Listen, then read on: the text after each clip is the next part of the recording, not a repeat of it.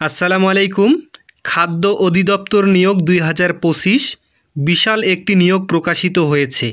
তো এখান থেকে একটি পদ হচ্ছে সহকারী উপখাদ্য পরিদর্শক। এই পদটি নিয়ে আলোচনা করা হবে, কারণ এই পদে কোনো ঝামেলা নেই। আপনার এইচএসসিতে যদি 2 পয়েন্টের উপরে থাকে তাহলেই আপনি আবেদন করতে পারবেন। তো এই পদ নিয়ে আলোচনা হবে এবং আবেদনের সময়সীমা, কত তারিখ থেকে আবেদন শুরু হবে এবং কত তারিখে শেষ হবে, এবং কোন পদের জন্য কি কি বিষয় পড়বেন, এই বিষয়গুলোই থাকছে আজকের ভিডিওতে।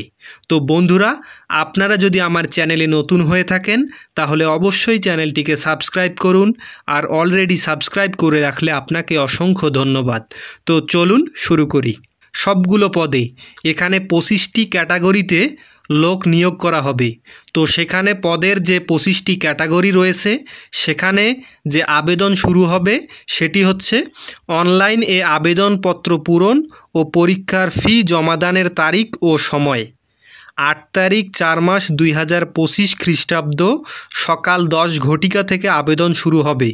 আমি আবারও বলছি, তারিখটি 8 তারিখ 4 মাস 2025 খ্রিস্টাব্দ থেকে এই আবেদন কার্যক্রম চালু হবে এবং অনলাইন আবেদনপত্র জমাদানের শেষ তারিখ ও সময় 7 তারিখ 5 মাস 2025 খ্রিস্টাব্দ বিকাল 5 ঘটিকা পর্যন্ত আবেদন কার্যক্রম চলবে। আমি তারিখটি আবারও বলে দিচ্ছি, 7 তারিখ 5 মাস 2025 খ্রিস্টাব্দ বিকাল 5 ঘটিকা পর্যন্ত আবেদন চলবে। তার মানে আপনার খাদ্য অধিদপ্তর নিয়োগ 2025-এর আবেদনপত্র শুরু হবে 8 তারিখ 4 মাস 2025 খ্রিস্টাব্দ সকাল 10 ঘটিকা থেকে শুরু হবে এবং 7 তারিখ 5 মাস 2025 খ্রিস্টাব্দ বিকাল 5 ঘটিকায় এই আবেদন কার্যক্রম শেষ হবে। অবশ্যই মাথায় রাখবেন যে কত তারিখ থেকে আবেদন শুরু হবে এবং কত তারিখে শেষ হবে। তো এবার আলোচনা হবে যে বিজ্ঞপ্তিতে যে কোন পদগুলোর জন্য কি বিষয় আপনি পড়বেন। এবার এটা নিয়ে বিস্তারিত দেখুন।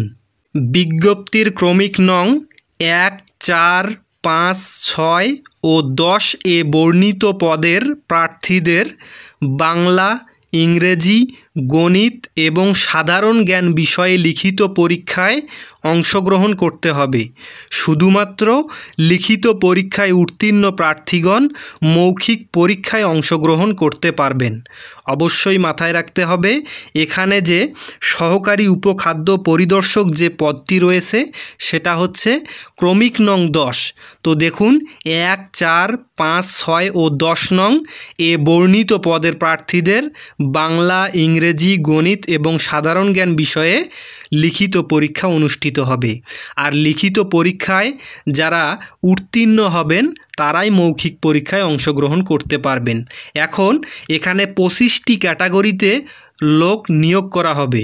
তো বাকি যে ক্রমিক নং বাকি যে পদগুলো আছে মনে রাখবেন, সেখানেও বাংলা, ইংরেজি, গণিত এবং সাধারণ জ্ঞান রয়েছে এবং তার সাথে পদ সংশ্লিষ্ট বিষয়। সাপোজ মনে করেন এখানে 11 নম্বর যে পদটি রয়েছে সেখানে কি রয়েছে, মনে করেন যে পদটি রয়েছে, যে পদের নাম আছে ওই পদ রিলেটেড কিন্তু প্রশ্ন হবে। তো সেগুলো মাথায় রাখতে হবে যে বাংলা থাকবে, ইংরেজি থাকবে, গণিত থাকবে এবং সাধারণ জ্ঞান থাকবে এবং পদ সংশ্লিষ্ট বিষয়ে কিন্তু প্রশ্ন আসবে। তো অবশ্যই আপনারা মাথায় রাখবেন। আমি কিন্তু বলে দিয়েছি যে আমি আমার এই চ্যানেলে সহকারী উপখাদ্য পরিদর্শক পদটি নিয়ে বিভিন্ন প্রশ্ন তৈরি করব, কারণ এই পদটিতে কোনো ঝামেলা নেই। আপনার যদি 2.00 এর উপরে মার্ক থাকে তাহলেই আপনি আবেদন করতে পারবেন। আপনার আর কোনো যোগ্যতার প্রয়োজন নেই, এখানে কম্পিউটারের শিক্ষার কোনো প্রয়োজন নেই, এক কথায় আপনাকে পলিটেকনিক, আপনাকে ডিপ্লোমা কিছুই লাগবে না। এই পদটি নিয়ে আমি বিভিন্ন প্রশ্ন তৈরি করব। আপনারা চাইলে আমার চ্যানেলটি সাবস্ক্রাইব করে রাখতে পারেন। আশা করা যায় আপনারা উপকৃত হবেন। তো ভিডিওটি এ পর্যন্তই। সবাই ভালো থাকবেন, সুস্থ থাকবেন। দেখা হবে নতুন কোনো ভিডিওতে।